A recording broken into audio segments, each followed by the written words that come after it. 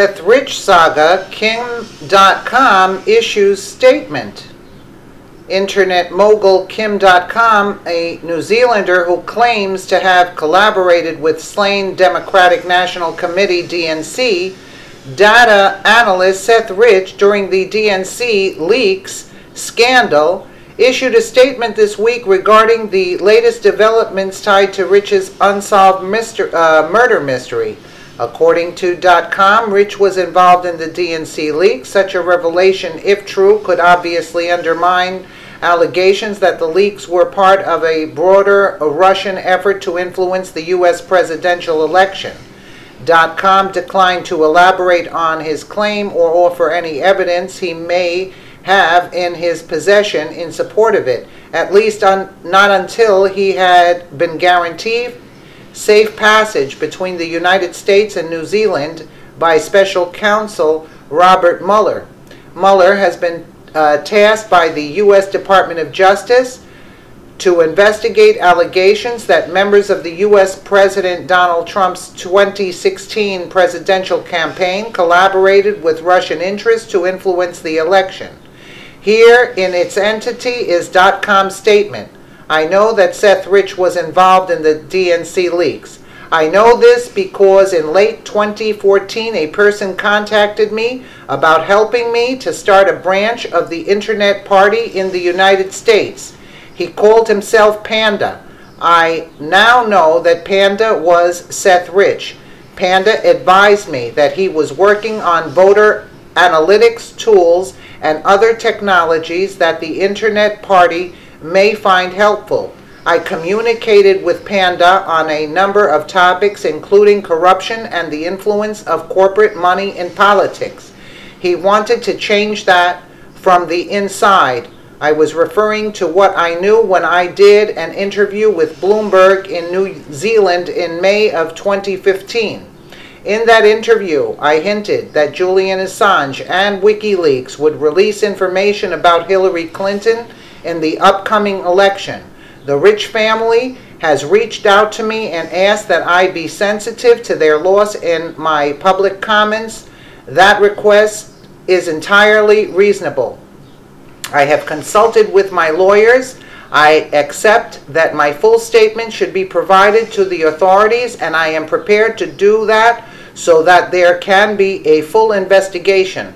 My lawyers will speak with the authorities regarding the proper process. If my evidence is required to be given in the United States, I would be prepared to do so if appropriate arrangements are made.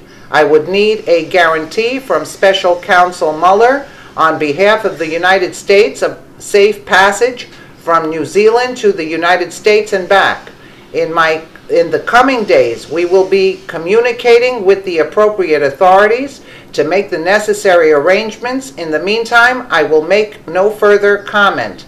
Rich, a 27-year-old data analyst with the Democratic National Committee DNC, was gunned down in July 2016 in what Metropolitan Police in Washington, D.C. have referred to as a botched robbery. This, despite the fact the would-be thieves ignored his wallet, cell phone, car keys, watch, and a $2,000 necklace. No suspects have ever been named in connection with Rich's murder either.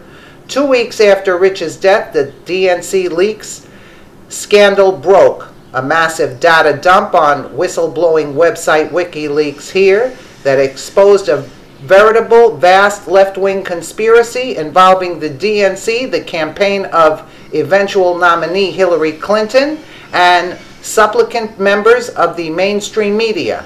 As a result of thousands of leaked emails, Democrats were caught red-handed, colluding with the press to secure their party's nomination for Clinton, while demonizing populist insurgent Bernie Sanders. The DNC leaks scandal served as the genesis of the Russian-hacked the election narrative, which has been denied by WikiLeaks. It's also been denied by Trump's administration, which is angrily refuting allegations that his former staffers colluded with Russian interests.